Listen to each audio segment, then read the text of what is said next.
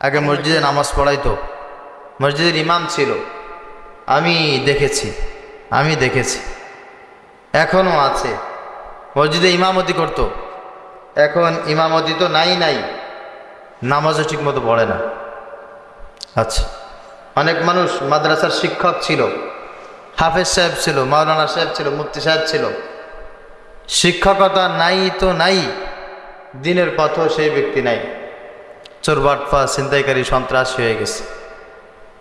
এই জন্য দিনের কাজ করতে পেরে যারা খুশি হয় না, যারা এটাকে খেলতামাশা মনে করে, এই নিয়ামত আল্লাহ পাক তাদের ভিতরে রাখে না।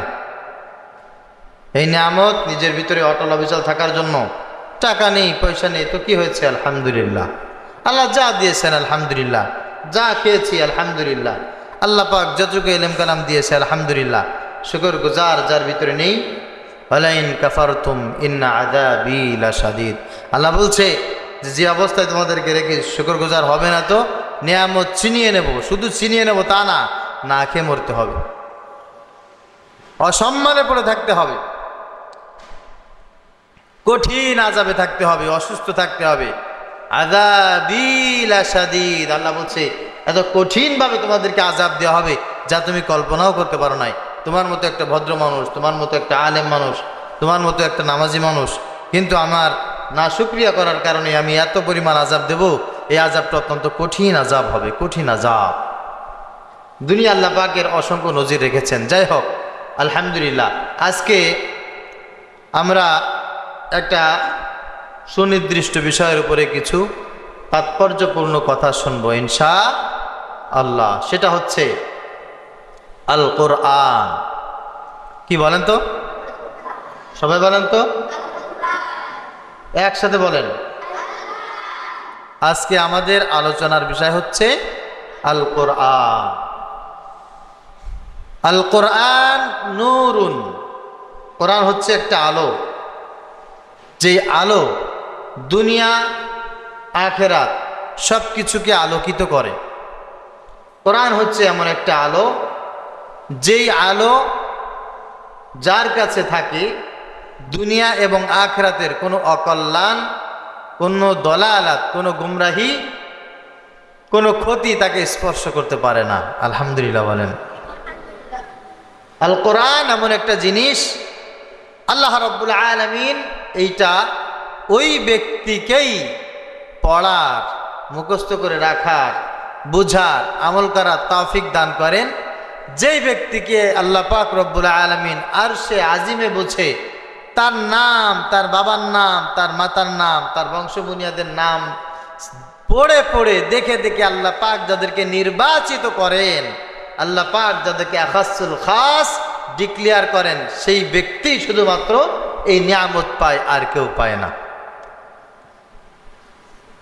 ثم أورثنا الكتاب الذين اصطفينا من عبادنا فمنهم ظالم لنفسه ومنهم مقتصد ومنهم سابق بالخيرات। কার কথা বলেন? আল্লাহ পাক রব্বুল আলামিন ওই মানুষগুলোর কথা বলছেন যাদেরকে আল্লাহ পাক এই নিয়ামত দেন।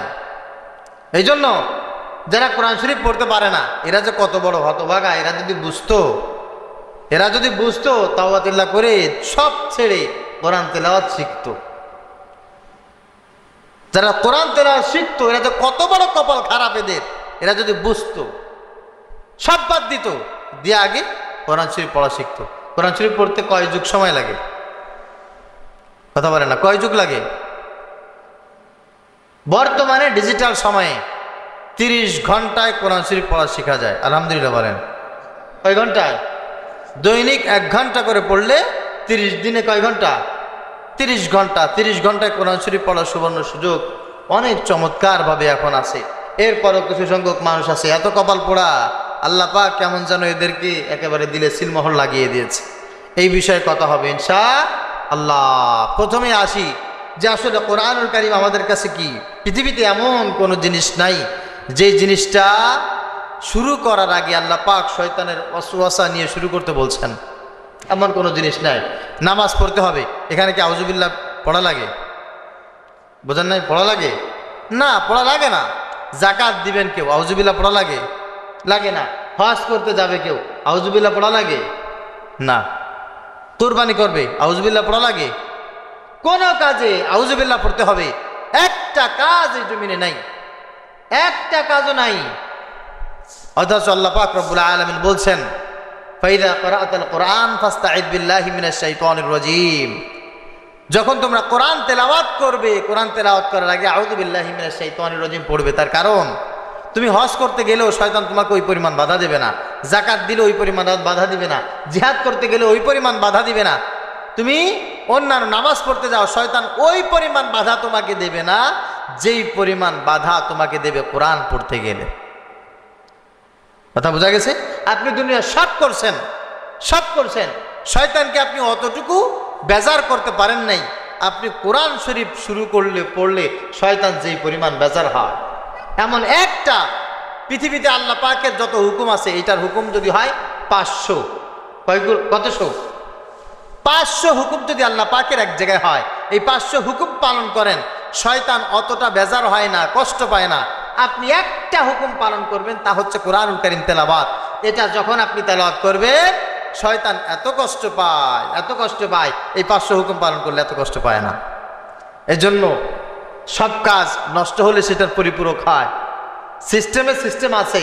কিন্তু যখন আপনি কোরআন তেলাওয়াত করবেন, শয়তান যদি আপনাকে ওই অবস্থায় গুমরাহ করে ফেলতে না পারে, এই জন্য আল্লাহ পাক আগেই শিখায় দিলেন, কোরআন পড়তে বসার আগে তুমি বলবা আউযু বিল্লাহি মিনাশ শাইতানির রাজীম। তাহলে অন্ততপক্ষে এই ভালো কাজটায় শয়তান তোমাকে ধোঁকা দিতে পারবে না।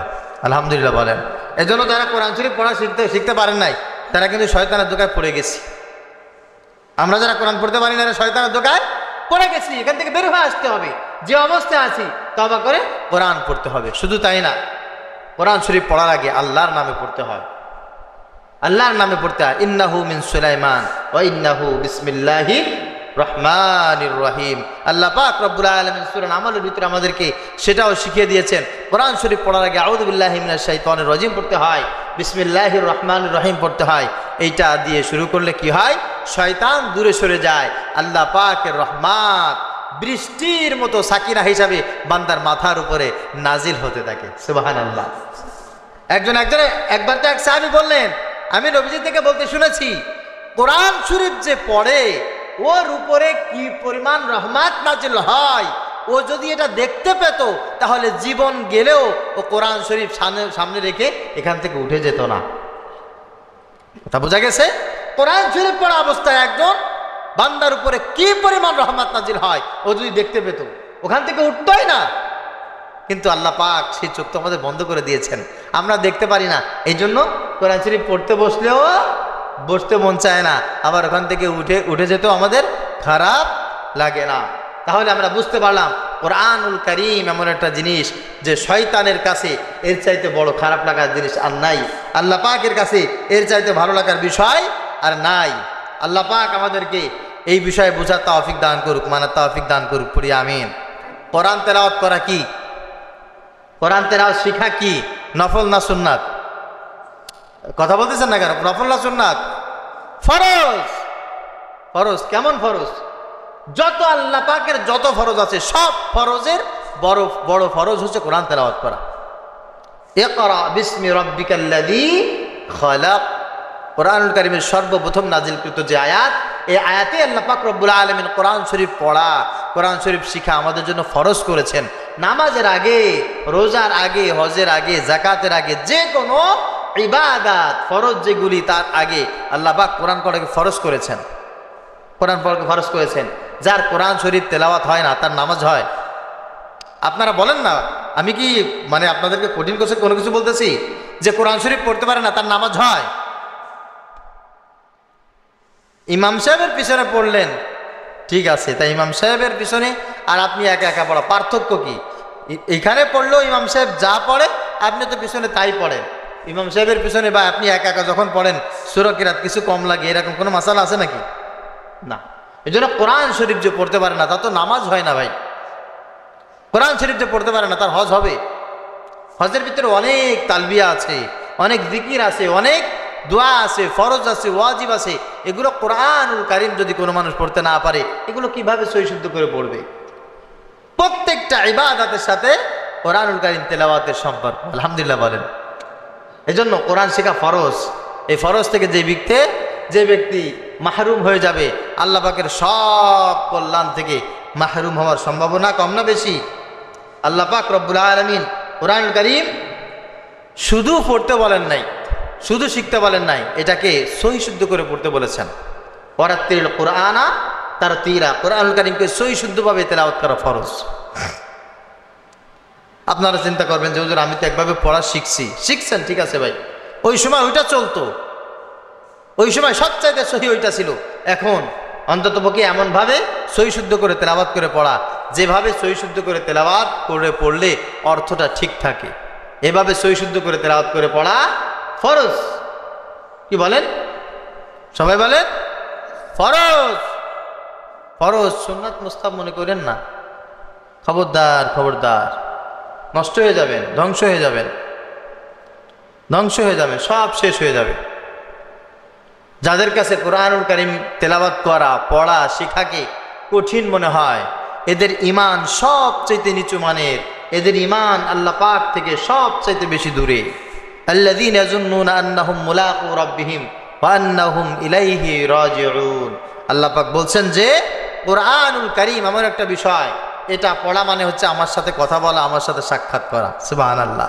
যারা চাই না আমি আল্লাহর সাথে কথা বলবো, যারা চায় না আমি আল্লাহর সাথে সাক্ষাৎ করব, এদের জন্য কোরআন পড়া, কোরআন শোনা, কোরআন বুঝা এদের জন্য খুব কঠিন, খুব কঠিন। এক কথায় যারা আল্লাহর সাথে সাক্ষাৎ করতে চায় না এরাই কোরআন পড়ে না। যারা আল্লাহর সাথে মুলাকাত করতে চায় না, আল্লাহর সাথে কথা বলতে চায় না, এরাই হচ্ছে কোরআনুল কারীম শেখে না। আর আল্লাহ পাক রব্বুল আলামিন বলছেন যে এর চাইতে সহজ জিনিস আমি জমিনে একটাও রাখি নাই, একটাও নাই। ওয়ালাকাদ ইয়াসসারনাল কুরআনা লিযিকরি ফাহাল মিন মুদ্দাকির। আল্লাহ বলছে কোরআনুল কারীম যে পড়তে চায়, যে শিখতে চায়, যে মানতে চায়, তার জন্য কোরআনুল কারীমের চাইতে সহজ আর কোনো জিনিস নাই। কোরআন পড়তে চাইবে তো অবশ্যই পারবে। আলহামদুলিল্লাহ বলেন। দেখেন অনেক মানুষ আছে কোরআনুল কারীম কত সুন্দর করে পড়ে, তোতলা আছে না, কথা বলতে গেলে অনেক কষ্ট হয়। আমার একটা বন্ধু আছে, নাম বলবো না, ও হাফেজ মাওলানা মুফতি, কিন্তু বাংলা ওর সাথে মানে এক জায়গায় বসে কথা বলতে গেলে 4-5 বার করে কথা রিপিট করে শুনতে হয়। ও কলামিস্ট, বিভিন্ন পত্রিকায় অনেক কিছু লেখালেখি, কয়েকটা বইও লিখেছে। ঢাকায় একটা মাদ্রাসায়, বড় একটা মাদ্রাসায় বুখারী শরীফও পড়ায়, মুসলিম শরীফ পড়ায়, কিন্তু বিষয়টা হচ্ছে সে বাংলায় কথা বলতে গেলে খুব বাধে, খুব। আমি নিজেও মাঝে মাঝে বিরক্ত হই, কষ্ট পাই, এই পরিমাণ বাধে। কিন্তু কোরআনুল কারীম এত চমৎকার করে পড়ে। ঢাকাতে 10 দিনে রমজানে কোরআন শরীফ তারাবি নামাজে খতম করে। একটা আসতে পারেন সুবহানাল্লাহ। এটা কোরআন কারীমের মুআজিজা। যা তোতলা কথা বলতে পারে না সেও কত সুন্দর করে কোরআন তেলাওয়াত করে। যার চোখ নেই, দেখতে পারে না, কত সুন্দর করে 30 পারা কোরআন শরীফ মুখস্থ করছে। আরে আর আপনি পুরা কপালের পুরা কপাল, আরে এত কিছু নিয়ামত আল্লাহ দিল, কোরআন শরীফ পড়তে পারা শিখলেন না। তাহলে এটা হচ্ছে ওই আলামত, যে আলামত আল্লাহ পাক থেকে আপনাকে দূরে নিয়ে গেছে। আল্লাহ পাক আমাদেরকে হেফাজত করুক, সকলে বলি আমিন। আল্লাহ রাব্বুল আলামিন বান্দাকে যত আদেশ করেছেন, সবচাইতে বেশি আদেশ করেছেন কোরআন তেলাওয়াতের ব্যাপারে। কিসের ব্যাপারে বলেন? কোরআন তেলাওয়াতের ব্যাপারে। কোরআন তেলাওয়াত, কোন মানুষ আছে 1 সপ্তাহ যায় কোরআন পড়ে না, 1 মাস যায় কোরআন পড়ে না, 1 বছর চলে যায় তাও 1 খতম কোরআন শরীফ পড়ে না, আছে না কিছু মানুষ? আর কত মানুষ তো একেবারে চিন্তা করছে ও কোরআন শরীফ মাদ্রাসায় ছাত্ররা পড়বে, হাফেজ সাহেব পড়বে, মাওলানারা পড়বে, আমরা ওটা শিখবো কেন, আমরা ওইটা পড়বো কেন? নাউজুবিল্লাহ পড়েন। উতলু মা উহিয়া ইলাইকা মিনাল কিতাব। আল্লাহ পাক রব্বুল আলামিন বলেন, হে নবী আপনি তেলাওয়াত করেন, পৃথিবীর সব মানুষকে আপনি কোরআনুল কারীম তেলাওয়াত করতে বলেন। সবাই যেন কোরআন তেলাওয়াত করে, সবাই যেন কোরআন তেলাওয়াত শেখে। কোরআন তেলাওয়াত শিখবে না এমন কোন নবীর উম্মত আল্লাহর বান্দা থাকতে পারবে? এটার গুরুত্ব সবচাইতে বেশি না কম? সবচাইতে বেশি, সবচাইতে বেশি।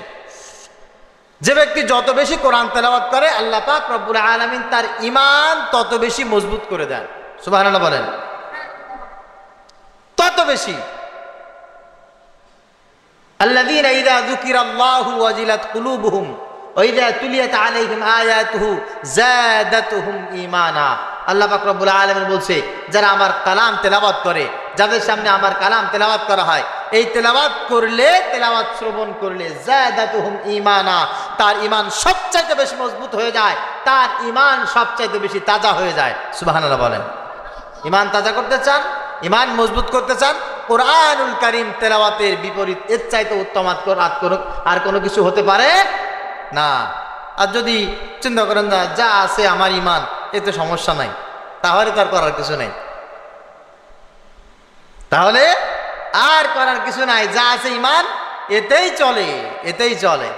ওই যে স্বামী স্ত্রীকে বলতেছে যে দোয়া করো, কি দোয়া? ইনশাল্লাহ আগামী বছর তুমি আর আমি মক্কায় যাব হজ করতে। কোথায় যাবে? মক্কায় যাবে হজ করতে। তখন স্ত্রী কি বলতেছে জানেন? তোমার ভিতরে যে ঈমান আছে, ওই যে মসজিদের আজান শোনা যাচ্ছে, 2 মিনিট লাগে ঘর থেকে বের হয়ে মসজিদে যাইতে, যে ঈমান তোমাকে 2 মিনিটের রাস্তা পার করে মসজিদে নেয় না, ওই ঈমান কি করে তোমাকে 6000 6500 কিলোমিটার দূর থেকে তোমাকে বাইতুল্লাহ নিয়ে যাবে? এটা কি সম্ভব? কথা বুঝতে পারে নাই? খুব বেশি কষ্টের কথা নাকি? আপনি 2 মিনিটের রাস্তা যে ঈমান দিয়ে 2 মিনিটের রাস্তা পার হয়ে আল্লাহর ঘরে যাইতে পারেন না মসজিদে, আপনি ওই ঈমান নিয়ে একেবারে 6000 কিলোমিটার দূরে, 6500 কিলোমিটার দূরে গিয়ে আপনি মক্কা শরীফে যাওয়ার স্বপ্ন দেখেন। স্বপ্ন দেখতে নিষেধ নেই, স্বপ্ন দেখবেন, কিন্তু এর একটা ভিত্তি তো থাকা লাগবে। বুঝেন নাই? আপনি দাঁড়াইলে মেম্বার হইতে পারবেন না, আপনি চেয়ারম্যানের স্বপ্ন দেখতেছেন। আপনি দাঁড়াইলে চেয়ারম্যান হইতে পারবেন না, আপনি উপজেলা চেয়ারম্যানের স্বপ্ন দেখতেছেন। আপনি উপজেলা চেয়ারম্যান দাঁড়াইলে আপনি 3 নাম্বারও সিরিয়াল পাবেন না, আপনি এমপি হওয়ার স্বপ্ন দেখতেছেন। এটাকে মানায়? বলেন, মানায় না। এজন্য আপনি যদি আজান শোনার সাথে সাথে মসজিদে আসার মতো ঈমান আপনার তৈরি হয়ে যায়, তো ইনশাল্লাহ এই ঈমান বাড়তে বাড়তে বাড়তে বাড়তে এক সময় মক্কা মদিনা পর্যন্ত পৌঁছে যাবে। আর ঈমান বাড়ানোর জন্য কোরআনুল কারীমের তেলাওয়াতের বিকল্প আল্লাহ পাক কিছুই রাখে নাই, কোনোটাই নাই। সুবহানাল্লাহ বলেন। এজন্য কোরআনুল কারীম তেলাওয়াত এমন একটা বিষয় যে যত বেশি তেলাওয়াত করবে আল্লাহ পাক তার ঈমানের ভিতরে তত নূর দান করবেন, তত বেশি নূর দান করবেন। আসলে কোরআন তেলাওয়াতের যে মজা পায় না, তৃপ্তি পায় না, সে আসলে বিরক্ত হয়। সেইটার ভিতরে আসক্ত না, ঈমান তার কাছে ভালোও লাগে না। তার কাছে ঈমান কি লাগে না বলেন? ভালো লাগে না। আমার নিজের একটা কথা শেয়ার করি। যদি কেউ একজন আমল করার মতো নিয়াত করে, নিজের একটা বিষয় শেয়ার করি। 2001 সাল থেকে আমি আলহামদুলিল্লাহ নামাজে প্রতিদিন 1 পারা কোরআন তেলাওয়াত করি। নামাজে প্রতিদিন 1 পারা কোরআন শরীফ তেলাওয়াত করি। ফজরের সুন্নাত, জোহরের সুন্নাত, আসরের আগেও মাঝে মাঝে সুন্নাত, মাগরিবের নামাজের পরে সুন্নাত, ঈশার নামাজের পরে সুন্নাত, এছাড়াও 2-4 রাকাত যা হয় ছোট সূরা দিয়ে পড়ি না তা না, পড়া হয়। তারপরও ম্যাক্সিমাম টাইম প্রতিদিন কমপক্ষে 1 পারা কোরআনুল কারীম তেলাওয়াত আমি নামাজের এইটাই তেলাওয়াত করি। আমার একটা ইচ্ছা যে আমি আল্লাহ পাক যদি কোনোদিন বাইতুল্লাহ নাই, আমি 2 রাকাত নামাজে 1 পারা কোরআন শরীফ তেলাওয়াত করব। নিয়াত ছিল, ইচ্ছা ছিল। তো আসলে আল্লাহ পাক কবুলও করেছেন। প্রথম দিন, দ্বিতীয় দিন পারি নাই, তৃতীয় দিন নামাজে দাঁড়াই, একটু পরে পুলিশ এসে পারে সোখা, কারণ বাইতুল্লাহর সামনে মানুষ ওখানে তাওয়াফ করবে, আর একটু পরপরই ওখানে পরিষ্কার করতে আসছে, 2 ঘন্টা পর পর ওখানে দাঁড়াই। এত নামাজ, বড় করে নামাজ পড়ার সুযোগ পাওয়া যায় না। তা আমি নিয়াত করলাম যে নামাজে পড়তে না পারি, এমনি তো পড়তে পারবো। আসরের নামাজ ওখানে অনেক আগে হয়, আসরের নামাজ পড়ে একেবারে সূরা ফাতিহা থেকে সূরা নাস পর্যন্ত শেষ করে বাইতুল্লাহর সামনে, কাবা শরীফের সামনে 1 খতম কোরআন শরীফ পড়ে তারপরে উঠছি আলহামদুলিল্লাহ। 7 দিন মক্কায় থেকে 6 খতম কোরআন শরীফ হেরাম শরীফের ভিতরে থাইকা বাইতুল্লাহকে সামনে রেখে আমি নিজে তেলাওয়াত করেছি। আল্লাহ পাক যেন এর জন্য কোনো গর্ব অহংকার না দেয়। বলতেছি এই কারণে, এটা ভালো লাগার বিষয়। কিসের বিষয় বলেন? ভালো লাগার বিষয়। আপনার কাছে যদি ভালো না লাগে কোরআন তেলাওয়াত করতে পারবেন কোনোদিন? পারবেন? আরে না। আজান দিলে কত মানুষ মসজিদে না এসে পারেই না, কত জরুরি কাজ ফেলে চলে আসে। আর কত মানুষ কোনো কাজ নাই, তারপরে থেকে কান ধরে একেবারে ছাগলের মতো কান ধরে টানলে পিছনের দিকে যায়, আছে না নাই? আচ্ছা, তাহলে এটা তো ভালো লাগার কাজ। যদি আপনার কাছে ভালো না লাগে তা আমি কি করব? আমি কি করব? আর আপনার অসুখ, ওষুধ তিতা লাগতেছে, এটা কি ডাক্তারের দোষ না আপনার দোষ? ডাক্তারের দোষ দিয়ে তো কোনো লাভ নাই। ডাক্তার তো আপনাকে সুস্থ করার জন্য আপনাকে ট্রিটমেন্ট দিয়েছে, এখন আপনি অসুস্থ হয়ে পড়েছেন, সেই জন্য আপনার কাছে এরকম লাগতেছে। আল্লাহ পাক বুঝার তৌফিক দান করুক, সকলে পড়ি আমিন। আমাদের দুনিয়া এবং আখিরাতে যত রোগ আছে, যত ঝামেলা আছে, সকল রোগ সব ঝামেলা দূর করার জন্য আল্লাহ পাক রব্বুল আলামিন কুরআনুল কারীমের চাইতে মারাত্মক প্রতিষেধক এই জমিনে একটাও রাখে নাই, একটাও রাখেন নাই। আল্লাহ পাক রব্বুল আলামিন বলেন অশিফাউল লিন্নাস শিফাউল লিমা ফিস সুদূর।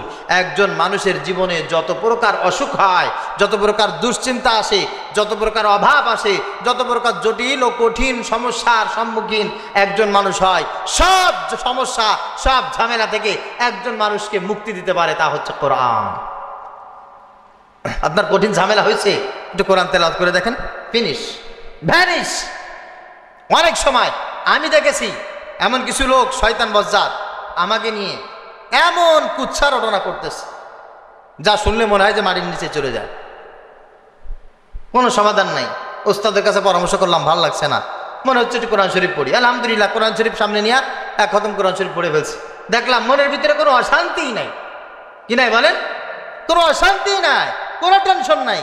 কারণ আল্লাহ পাক রব্বুল আলামিন শিফাউল লিমা ফিস সুদূর, মনের ভিতরে দিলের ভিতরে যদি কোনো ভয় থাকে, যন্ত্রণা থাকে, সব কিছুর ওষুধ আল্লাহ পাক কুরআন কারীমের ভিতরে দিয়েই দিয়েছে। দেখবেন কিছু লোকের সব ঠিক আছে, তারপরে মনে কোনো শান্তি নাই, হা হুতাশ, ভাল লাগে না, অসুস্থ, দাঁতে ব্যথা, চোখে দেখি না, পেটে ব্যথা, আয় ইনকাম নাই, বউ কথা শোনে না, ছেলে একটা এদিক যায়, মায়া একটা এদিক যায়, মা অন্যদিকে, বাবা এই কথা, কোনো অশান্তির কোনো শেষ নাই, অথচ আহামরি কোনো অভাবও তার নাই। এই অশান্তি কেন জানেন? কোরআন থেকে দূরে থাকার জন্য।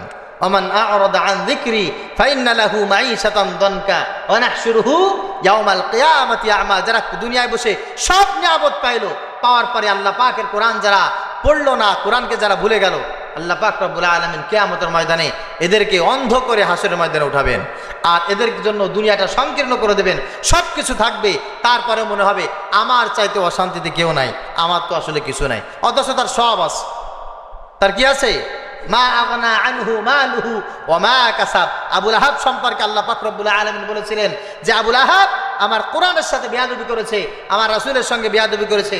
আমি আল্লাহ বলছি মা আগনা, কোনো কাজে আসবে না, 4 পয়সার কোনো কাজে আসবে না, আনহু মালুহু, তার যত সম্পদ আছে, ওমা কাসাব, সে যা কিছু উপার্জন করেছে, ছেলে আছে, মেয়ে আছে, স্ত্রী আছে, সন্তান আছে, টাকা পয়সা, ব্যাংক ব্যালেন্স, বাড়ি গাড়ি, সহায় সম্পত্তি যা আছে, কোনো কিছু তার 4 পয়সার কোনো উপকারে আসবে না, যেহেতু আমার কোরআন সে ভুলে গেছে। আপনার বেলাও সেম, আমার বেলাও সেম।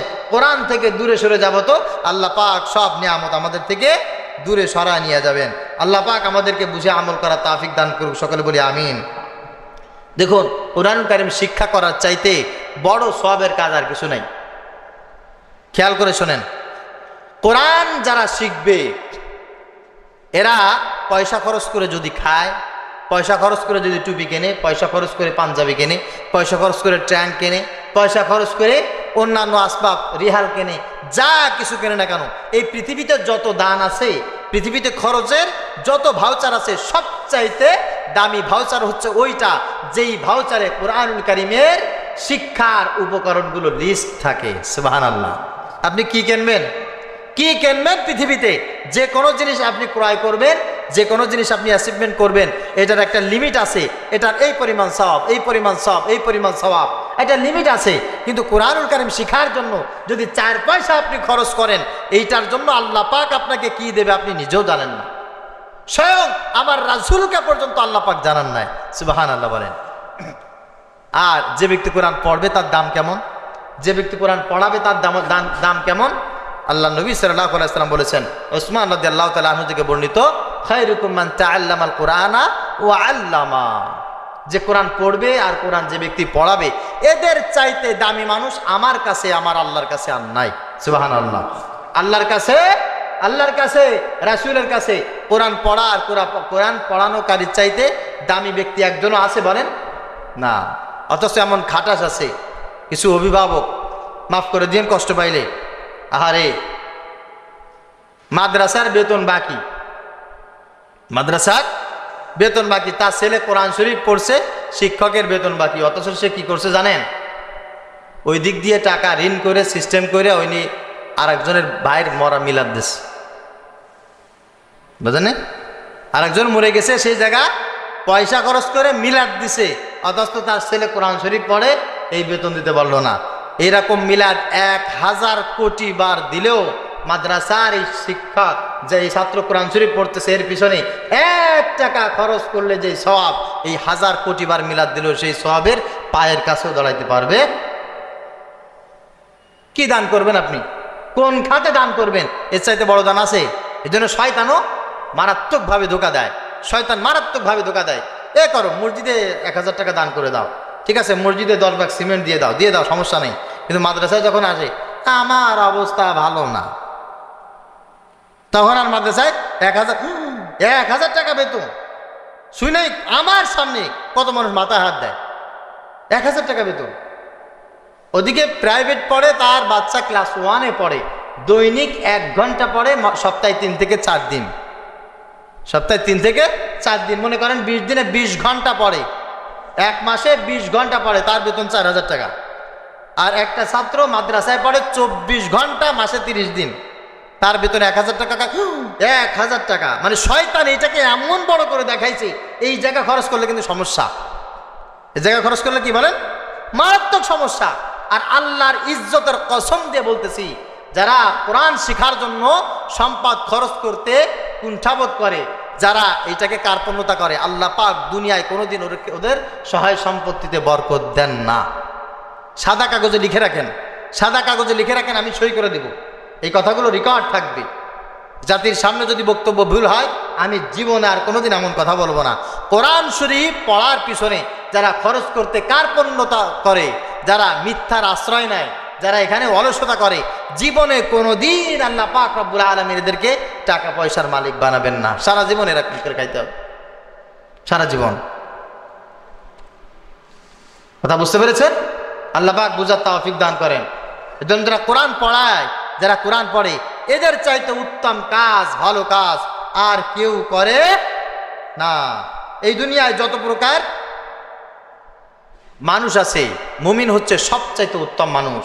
নবীজি সাল্লাল্লাহু আলাইহি সাল্লাম বলছেন, মাসালুল মুমিন আল্লাযী ইয়াকরাউল কোরআন, ওই মুমিন ব্যক্তি যে ব্যক্তি কোরআন তেলাওয়াত করে, একজন ব্যক্তি মুমিন ইমানদার, সে কোরআন তেলাওয়াত করে, নবীজি সাল্লাল্লাহু আলাইহি সাল্লাম বলছেন ওর উদাহরণ হচ্ছে মিষ্টি কমলার মতো। কিসের মতো?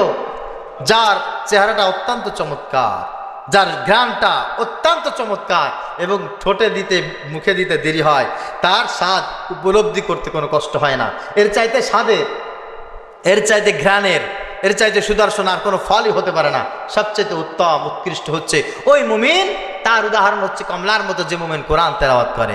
নবীজি বলছেন কিছু মুমিন আছে কোরআন তেলাওয়াত করবে না, যে মুমিন কোরআন তেলাওয়াত করে না ওই মুমিনের উদাহরণ হচ্ছে কাত্তামার, খেজুরের মতো। খেজুরের মতো, খেজুরের কি কোনো ঘ্রাণ আছে? খেজুরের কোনো ঘ্রাণ নাই, কিন্তু স্বাদ কি? অত্যন্ত মিষ্টি, খুব মিষ্টি। ইমানদার কোরআন শরীফ পড়ে না, সে কেমন যেন একটা খেজুরের মতো, স্বাদ খুব ভালো, কিন্তু অনেকগুলো কাছে আছে, কেউ টেরও পায় না, কোনো ঘ্রাণ নেই, কোনো ঘ্রাণ নাই। আবার কিছু মুনাফিক আছে, কি আছে বলেন? সবাই বলেন মুনাফিক চেনেন? মুনাফিক চেনেন? চেনেন? মুনাফিক মাঝে মাঝে আল্লাহর হুকুম মানে, মাঝে মাঝে আল্লাহর হুকুম মানে না, আছে না? বিরোধিতাও করে। এছাড়া মুনাফিকের যে আলামতগুলি আছে তাদের ভিতরে বিদ্যমান। নবীজি সাল্লাল্লাহু আলাইহি ওয়াসাল্লাম বলছেন যে কিছু মুনাফিক আছে যারা কোরআন তেলাওয়াত করে। মুনাফিকরাও কিছু আছে না, কোরআন তেলাওয়াত করে। এদের উদাহরণ হচ্ছে কাজ্জাহার, গোলাপের মতো। কিসের মতো? গোলাপের মতো। আমার কথা না, এদের ঘ্রাণ, গোলাপের ঘ্রাণ খুব চমৎকার, কিন্তু গোলাপের স্বাদ হচ্ছে তিতা, তার কোনো স্বাদ নাই, কিন্তু চমৎকার ঘ্রাণ, দেখতে অত্যন্ত চমৎকার। আবার কিছু মুনাফিক আছে যেগুলো কোরআন তেলাওয়াত করে না, কোরআন তেলাওয়াত করে না। ওই মুনাফিকদের উদাহরণ হচ্ছে মাকাল ফলের মতো। কিসের মতো? মাকাল ফলের মতো। এইটার উদাহরণ তো আপনাদের খুব ভালো বোঝা উচিত। দাড়িও আছে, টুপিও আছে, জামাও আছে, মসজিদেও যায়, মাদ্রাসাও যায়, মন্দিরেও যায়, সমান তালে দাদার কাছেও যায়, বাবুর কাছেও যায়, সব মিলে আসসালামু আলাইকুম, মাঝে মাঝে নমস্কার। এরা হচ্ছে মুনাফিক। আর এই মুনাফিক যদি কোরআন শরীফ না পড়ে, এর উদাহরণ হচ্ছে মাকাল ফল। ওই চেহারাটাই আছে, আর কিছু নাই। মাকাল ফলের চেহারা ছাড়া আর কিছু আছে? আর কিছুই নাই। আরে আমার রাসূল সাল্লাল্লাহু আলাইহি ওয়াসাল্লাম কোরআন তেলাওয়াতের সাথে সম্পৃক্ত 4 জন ব্যক্তির চমৎকার এই উদাহরণটা আমার রাসূল দিলেন। তারপরে বললেন, শোনো, যত ইবাদত করতে মনে চাইবে, তোমার কি মনে চায়, বেশি বেশি বেশি বেশি তুমি নফল ইবাদত করো, বেশি বেশি মনে চায়। আমাদের কাছে অনেক সময় বলে, হুজুর কি একটু তাসবিহ তাহলিল দেন তো, একটা আমল দেন তো, একটা ওজিফা দেন তো, বলে না অনেক সময়। শোনেন, ওজিফা পৃথিবীতে যত ওজিফা থাকুক, যত তাসবিহ থাকুক, যত আমল থাকুক, আমার রাসূল বলেছেন আফদালুল ইবাদাতি তিলাওয়াতুল কোরআন। কোরআনুল কারীম তেলাওয়াতের চাইতে উত্তম ওজিফা, উত্তম আমল, উত্তম ইবাদত এই জমিনের উপরে একটাও নাই। বলেন সুবহানাল্লাহ। কোন ওজিফা দরকার নাই, সময় পাইছেন কোরআন তেলাওয়াত করেন, পাইছেন কোরআন তেলাওয়াত করেন। কোরআন তেলাওয়াত বাদ দিয়া সুবহানাল্লাহ আলহামদুলিল্লাহ, হ্যাঁ, কোরআন তেলাওয়াত বাদ দিয়া, আরে কোরআন তেলাওয়াত শিখতেও পারলেন না, আপনি খুব বেশি একেবারে সুবহানাল মুলকে পড়ে দিলেন। দোয়াগুলো সব সহি দোয়া, ভালো দোয়া, কিন্তু কোরআন তেলাওয়াতের চাইতে উত্তম দোয়া আছে এটা মনে করলে ঈমানই থাকবে না। আফতারুল ইবাদাতি তিলাওয়াতুল কোরআন। কোরআন তেলাওয়াত হচ্ছে সবচেয়ে উত্তম ইবাদত, সবচেয়ে উত্তম ইবাদত। এই জন্য বহির্বিশ্বে সবার কাছে ছোট একটা কোরআন শরীফ থাকে তাদের পকেটে। এখন তো আলহামদুলিল্লাহ ডিজিটাল সময়, তাদের ফোন থাকে এবং ফোনে কোরআনুল কারীমের অ্যাপস থাকে। এই ডিজিটাল সময় সবাই গাড়ির ভিতরে যাচ্ছে, বের করে কোরআন শরীফ পড়ছে, পকেট থেকে বের করে কোরআন শরীফ পড়ছে, কলেজে যাচ্ছে, ইউনিভার্সিটিতে যাচ্ছে, ছেলে হোক মেয়ে হোক, বের করে কোরআন তেলাওয়াত করে। ওরা আমাদের মতো তসবিহ হাতে দিয়ে ঘোরে না, আমাদের মতো ওদের কাছে তসবিহ নাই, কারণ ওরা এইটার উপরে খুব বেশি আমল করে। তসবিহ হাতে রাখলে যে ওই আমল হয় না, বিষয়টা তা না, বিষয়টা তা না। তসবির নাম তো তসবিহ না, তসবির নাম হচ্ছে মুযাক্কির। কি বলেন? ওইটা হাতে নিয়ে কিন্তু সুবহানাল্লাহ আলহামদুলিল্লাহ সুবহানাল্লাহ ইলাম পড়তে হবে, বিষয়টা তা না। তসবিহ হাতে রাখতে হয় এই কারণে যে ওইটা হাতে রাখলেই মুখ দিয়ে যদি অনাকৃত কোনো কথা বের হয়ে যায়, সাথে সাথে সুবহানাল্লাহ মনে পড়ে যায়। সুবহানাল্লাহ, এই জন্য ওইটার নাম হচ্ছে মুযাক্কির, যে স্মরণ করিয়ে দেয় যে তোমার এখন লা তানসা যিকরাল্লাহ, তুমি আল্লাহর জিকির ভুলে যাও না, গান গাও না, জবান দিয়ে খারাপ কোনো বেফাহেশ অপ্রয়োজনীয় কথা বলো না, এটা যে তোমাকে স্মরণ করে দেয় তার নাম হচ্ছে মুযাক্কির। এই জন্য বহির্বিশ্বে মানুষ সবসময় কোরআন তেলাওয়াত করে, আর আমাদের দেশে তো মনে করেন যে কোরআন শরীফ একেবারে ওই চেয়ার উপরে রেখে দেয়, তাকের উপরে রেখে দেয়, 1 বছর 6 মাসের পরে আর কোরআন শরীফ নামেও আনে না। এখানেও কয়েক মহিলারা নিয়ে আসছে এই বড় বড় কোরআন শরীফ। কি হয়েছে? হুজুর ঘরে থাকে, কেউ পড়ে না, তা শুধু শুধু ঘরে থাকবে কেন? এই জিনিস ঘরে থাকলে পাপ হবে না? হ্যাঁ, মাদ্রাসায় দিয়ে গেল। আছে, আমার কাছে আছে একেবারে বড়, এই হাই কোয়ালিটির এই বড় বড় হরফের কোরআন শরীফ দিয়ে গেছে আমার কাছে কয়টা। হ্যাঁ, ঘরে পড়ে না, তাহলে ঘরে রাখলে গুনাহ হবে না? মাদ্রাসায় দিয়ে আসে, নাউজুবিল্লাহ পড়েন। ঘরে ওইভাবে রেখে দেবেন কেন? সবসময় পড়বেন, সবসময় পড়বেন। আর অনেকে আছে মোহাব্বতে ঠেলায় একটা কোরআন শরীফ ছিঁড়ে বুড়ে একেবারে নান্দিবাস্তি হয়ে যায়, তারপরে কোরআন শরীফ চেঞ্জ করে না, ওইটাই পড়তে থাকে। এটা ঠিক না। হ্যাঁ, ওইটা রেখে দিবেন, সযত্নে রেখে দিবেন, কিন্তু কোরআনুল কারীম সুন্দর করে চকচকা করে উত্তমভাবে জুজদান দিয়ে পেঁচিয়ে সবচাইতে দামি কাপড়টা দিয়ে ওটাকে সুন্দর করে সাজা রেখে দেবেন। সুবহানাল্লাহ। আপনার গায়ের কাপড়টা যদি হয় 500 টাকা গজ, কোরআনুল কারীমের গায়ে যেটা দিবেন ওইটা যেন 1000 টাকা গজ হয়। বুঝলেন না? 1000 টাকা গজের কাপড় দিয়ে কোরআনুল কারীমের সুন্দর করে একটা জুজদান বানায়, প্যাকেট বানা সুন্দর করে সুসজ্জিত করে রেখে দেবেন। ছিঁড়া বুড়া কোরআন শরীফ একেবারে ওই অবস্থায় রেখে মোহাব্বত দেখায়, কোনো আদরও নাই, যত্ন নাই, সোহাগ নাই, এদেরকে কোরআন শরীফের প্রতি মোহাব্বত থাকবে? কথা বলেন প্রিয় ভাইয়েরা। এই জন্য আজকের আলোচনার বিষয় একটা বলেছিলাম, সবার মনে আছে?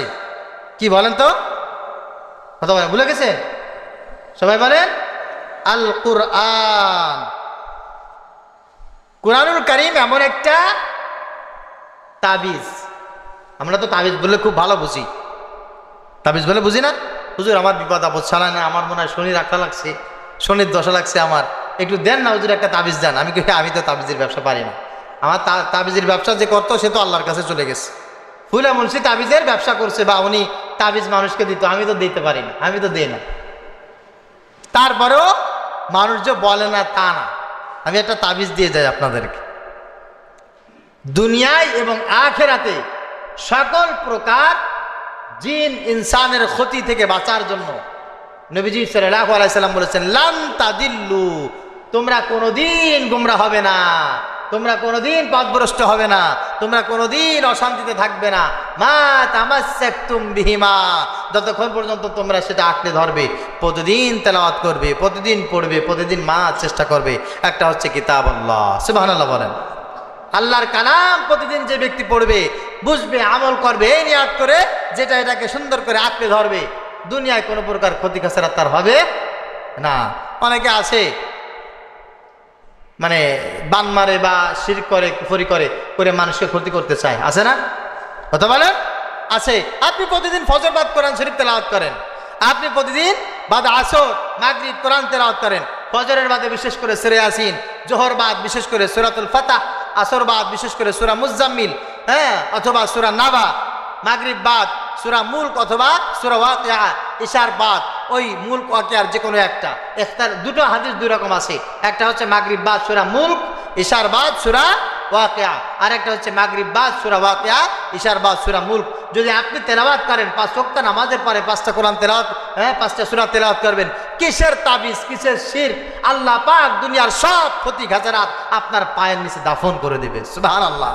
সবাই মিলে চক্রান্ত করবে, কিছু একটা করে ছেড়ে দেবো, আল্লাহ পাক বলবেন তুমি কিছু করতে পারবা না, কিছুই করা সম্ভব না।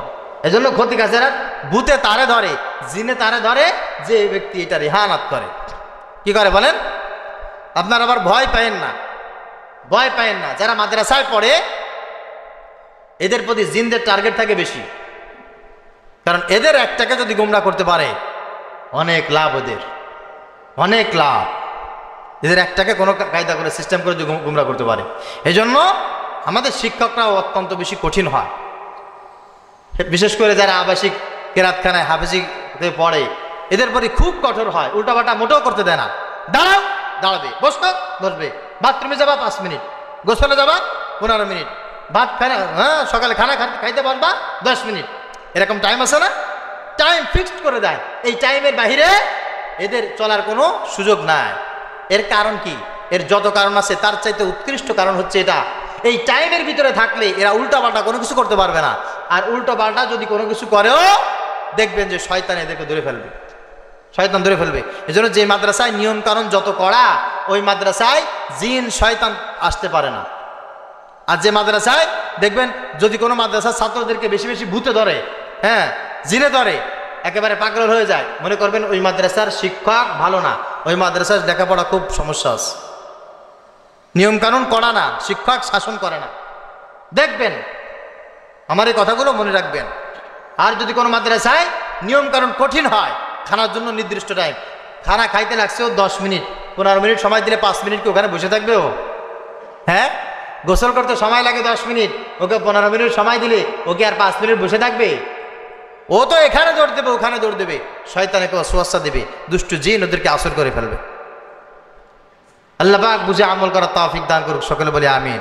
প্রিয় হাজিরিন, কথা আর বাড়াইতে চাচ্ছি না, ছোট্ট করে একটা জিনিস বলি, তা হচ্ছেই যারা এই কোরআনুল কারীম পড়তে পড়তে পড়তে পড়তে এই কোরআনুল কারীম যারা 30 পারা মুখস্থই করবে, আল্লাহ পাক রব্বুল আলামিন তাদের সম্মান মর্যাদা এত বেশি বাড়াবে, এত বেশি বাড়াবে যে কিয়ামতের ময়দানে নবীদেরকে আল্লাহ পাক রব্বুল আলামিন যেমন কোনো মানুষের পক্ষে উকালতি করার, সুপারিশ করার সুযোগ দিবেন, কিয়ামতের ময়দানে তাদেরকে আল্লাহ পাক এই সুযোগটা দেবেন। মান ক্বারাআল কুরআন ফাস্তাযহারাহু ফাআহাল্লা হালালাহু ওয়া হাররামা হারামাহু আদখালাহু আল্লাহুল জান্নাহ ওয়া শাফাআহু ফি 'আশরাতিন মিন আহলি বাইতিহি কুল্লুহুম ক্বাদ ওয়াজাবাত লাহুন নার। এই হাদিসটা হচ্ছে হাফেজদের শানে, যারা কোরআন শরীফ পড়তে পড়তে পড়তে পড়তে কোরআন শরীফ মুখস্থ করে ফেলবে এবং কোরআন শরীফের উপরে নিজেকে রাখবে, তার মানে নিজে কোরআন পড়বে শুধু তা না, মুখস্থ করবে তা না, এটাকে আমলও করবে, আল্লাহ পাক রব্বুল আলামিন নিজ জিম্মায় কিয়ামতের ময়দানে ওকে জান্নাতুল ফেরদাউসের মেহমান বানায় দেবে। আদখালা ইউদখিলু বাবে ফাআলের সিগা, তার মানে ও নিজে জান্নাতে যাবে না, ও নিজে প্রবেশ করবে না, আদখালাহুল্লাহ, আল্লাহ পাক ওকে ধরে জান্নাতের ভিতরে নিজে নিয়ে যাবেন। শুধু চাই না, ওকে ডেকে জিজ্ঞেস করা হবে, দেখো তুমি তো কোরআন শরীফ নিজে পড়তে পারো নাই, তোমাকে তো কেউ না কেউ পড়াইছে না? তোমার পিছনে কেউ খাবার দিয়ে সহযোগিতা করছে, কেউ জামা কাপড় দিছে, কেউ তোমাকে কোরআন শরীফ কিনে দিছে, কেউ তোমাকে পড়াইছে, অনেক লোকের সহযোগিতা আছে। তুমি যে ঘরটায় পড়তে, ওই জমিনটা কেউ না কেউ দান করছে, ওই ঘরটা কেউ না কেউ নির্মাণ করে দিছে। ওখানে যাদের অবদান ছিল, যার কাছে তুমি ঋণী বলে মনে হয়, এমন 10 জন মানুষকে ডেকে নিয়ে আসো। তাদের জন্য যদি আজকে জাহান্নাম ওয়াজিবও হয়ে থাকে, আমি আল্লাহ তোমার কথা মাফিক তাদেরকে মাফ করে তাদেরকেও তোমার সঙ্গে জান্নাতে দিয়ে দেবো। আর একটু আসতে বলেন সুবহানাল্লাহ। এই কথাগুলো তো ফেসবুকের লাইক আর মানে হাহা রিয়াক্টের মতো। আপনার ভালো লাগলে লাইক দেবেন, ভালো লাগলো না হাহা দিয়ে রে দিলেন, বিষয়গুলো তাই নাকি? আরে এগুলো আমাদের কলিজার কথা, আমার রসুলের কথা, ইবনে মাদা শরীফের হাদিস। আমার আল্লাহ পাক রব্বুল আলামিন এভাবে আমাদেরকে জানিয়ে দিয়েছেন। এই কথার বাহিরে কোনো কথা নাই। এটা স্পষ্ট এইরকম, যেই রকম ভাবে স্পষ্ট আমার বাবা মারা গেছে, যেই রকম ভাবে স্পষ্ট আমার দাদা চলে গেছে, দাদি চলে গেছে, আমাদের আরস কাকা চলে গেছে, এটা যেমন স্পষ্ট আপনি মনে করেন যে সে আমাদের কাছে ঘুরতেছে, মনে হয় বাহিরে গেলে তাদেরকে পাবো, আদৌ পাওয়া সম্ভব না, আদৌ তাদের সাথে আর কোনোদিন দেখা হবে না, ঠিক এই কথাগুলো এই রকম অচিরেই আপনার সামনে ঘটবে, আপনার যেভাবে সন্দেহ কাজ করুক আর না করুক।